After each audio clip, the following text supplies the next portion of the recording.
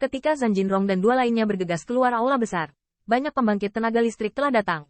Tetapi Luli melangkah keluar dan berkata, "Kalian semua berjubah, berdiskusilah di aula." Siapa yang berhak memasuki aula? Semua orang tahu bahwa bagaimanapun, Jinrong II harus memenuhi syarat. Dalam beberapa saat, banyak pembangkit tenaga listrik di peperangan utara berkumpul di aula besar. Tetapi tidak seramai di awal. Lagi pula, masih banyak orang yang duduk di wilayah penaklukan untuk melawan masyarakat. Dengan posisi Zhan Jinrong, dia secara alami mampu berdiri di garis depan. Zhang Wuyuan melihat penampilannya dan melambaikan tangannya untuk memberi isyarat tempat duduknya. Namun, Zhan Jinrong tidak duduk dengan tergesa-gesa, tetapi buru-buru bertanya, "Yang mulia, Yi Chen kali ini, benar-benar membunuh penguasa kota Qihai? Melanggar Chonghai III?" Tersenyum acuh tak acuh tanpa pertempuran. Melambaikan tangan, ada deretan mayat tambahan di kuil. Mayat-mayat ini adalah bukti paling kuat. Zhan Jinrong menarik napas dan melihat tubuhnya menjadi dingin. Untungnya, ada kursi di belakangnya. Ketika dia lumpuh, ekspresinya penuh sukacita.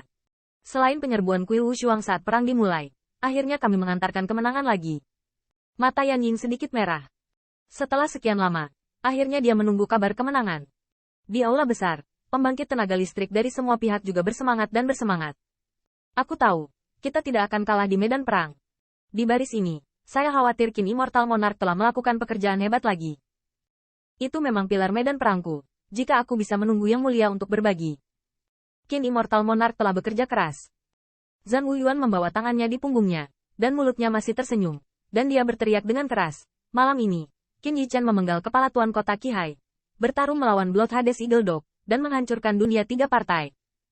Meskipun jatuhnya wilayah Chonghai III sebagian besar disumbangkan oleh Perang Dunia Timur, tetapi setelah propaganda, itu pasti untuk mempromosikan prestise mereka sendiri. Selain itu, Luli dapat bersaksi, bukan Yang Mulia menganjurkan Qin Yichen untuk memberi contoh, yang terakhir ini sangat kuat. Siapapun dari kekuatan Liang Feng tidak lebih lemah darinya, dan Qin Yichen dapat mundur dari pengepungan ini dan membunuh Tuan Kota Fang pada saat yang bersamaan. Kredit ini tidak dapat diabaikan. Dan, lebih dari itu, hubungan antara Qin Yichen dan keluarga Ni dan perbuatan di benua asal surgawi lebih penting. Pada saat yang sama, sebuah kota di dunia barat berubah menjadi reruntuhan. Gunung Seribu itu berambut perak, dengan wajah dingin, berani menyakiti orang tuaku 3, dan hancurkan kota pertamamu sebagai bunga. Lagi pula, 1000 gunung berubah menjadi seberkas cahaya, dan dalam waktu singkat menghilang. Memenangkan cahaya pupil sedingin ular berbisa, tetapi ia hanya dapat melihat 1000 gunung dan pergi setelah menghancurkan kota, karena dia tidak dapat mengalahkannya. Tahukah Anda, pertempuran beberapa hari yang lalu, Gunung Seribu tidak dikalahkan olehnya. Tetapi leluhur tua yang peduli pada Jie Fan dan Jie. Tapi sekarang beda. Leluhur tua di dunia barat, dipenggal dan dibunuh oleh perang tanpa pertempuran, dan sekarang kemenangannya sedikit lebih rendah dari 1000 gunung. Setidaknya 1000 gunung ingin pergi, dia tidak bisa menghentikannya. Ketika dia pergi, 1000 mountain juga sangat senang, dan bahkan dia merasa itu sepadan dengan semua pertaruhan di dunia selatan. Pada saat yang sama, di aula besar kota Kekaisaran, banyak barang giok yang berharga dihancurkan ke tanah.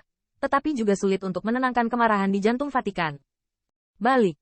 Semuanya terbalik. 1000 anjing tua gunung bertarung melawan itu saja. Bahkan keluarga Ni memiliki sayap yang keras. Jie Fan terengah-engah. Dengan kekuatannya, melempar beberapa vas untuk melampiaskan amarahnya tentu tidak demikian. Kuncinya adalah marah. Di luar aula, banyak orang dari alam melihat ke hati dan hati mereka. Dan atmosfer tidak berani bernafas. Lagi pula, Xuan Lao menasihati, Yang Mulia marah, dan pencuri di peperangan timur tertipu oleh kejahatan. Mungkin tidak ada perang dan tidak ada keuntungan yang diperbolehkan. Namun, ucapan ini membuat Jie Fan semakin marah. Apa yang bisa kamu lakukan tanpa pertempuran? Tolong pindahkan Ni Family. Sungguh dunia yang malang. Apakah kamu tidak tahu? Hal utama yang mengganggu Fan Jie adalah bahwa sebelum perang dimulai, dia belum menghubungi dunia perang timur. Dan dia pikir dia memiliki daya tawar yang rendah. Dan pada saat itu, Perang Dunia Timur dan dia bergabung untuk menghadapi Perang Dunia Utara. Tentunya tidak perlu mengerahkan banyak tenaga. Setidaknya pasti lebih mudah daripada penduduk dunia Perang Utara untuk bergabung melawan ras lain. Tapi siapa yang mengira bahwa prajurit Timur menolaknya saat itu, dan Jie Fan tidak terlalu memikirkannya. Bagaimanapun, di belakang keluarga Ni adalah Sekte Abadi Yuan Surgawi. Tidak peduli seberapa sengit kedua belah pihak, itu bukan masalah prajurit Timur. Tetapi bahkan jika Anda tidak membantunya, Anda masih berdiri di sisi sisa-sisa dunia utara. Ketika Xuan Lao melihat ini, dia berbisik, Yang Mulia, pelayan tua itu menebak bahwa pertempuran tanpa batas kemungkinan akan dijanjikan kepada keluarga Ni setelah perang. Karena itu, Jie Fan bereaksi terhadap kemarahan lagi.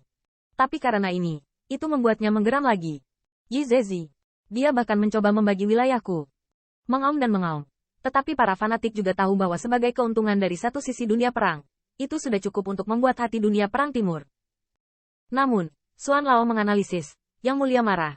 Pada kenyataannya, tiga alam tampaknya mampu bersaing dengan klan saya, dan tidak sulit bagi mereka untuk hancur berantakan. Begitu ucapan ini keluar, mata Jie Fan bersinar terang. Setelah tenang, dia juga memikirkan alasannya. Bicaralah untuk mendengar. Taois tua misterius, Yang Mulia. Bayangkan aliansi itu diusulkan oleh dunia peperangan utara.